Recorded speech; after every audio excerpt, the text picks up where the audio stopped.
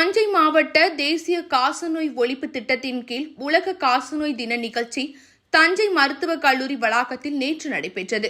முகாமிற்கு மருத்துவ நலப்பணிகள் இணை இயக்குநர் செல்வகுமார் தலைமை தாங்கினார்.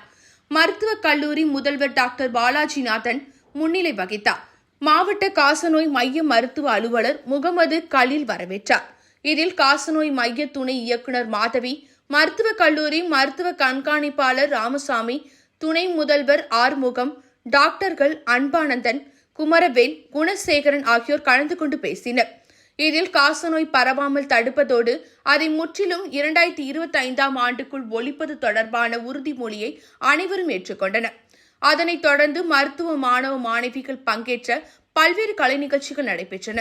முடிவில் காசநோய் மையம் முதுநிலை மருத்துவ அலுவலர் ராஜேஷ் நன்றி கூறினார். இதில் 2 வாரங்களுக்கு மேற்பட்ட இருமல், சளியில் ரத்தம், பசியின்மை, எடை குறைதல், மாலை நேர காய்ச்சல் ஆகியவை காசநோயின் அறிகுறிகளாகும்.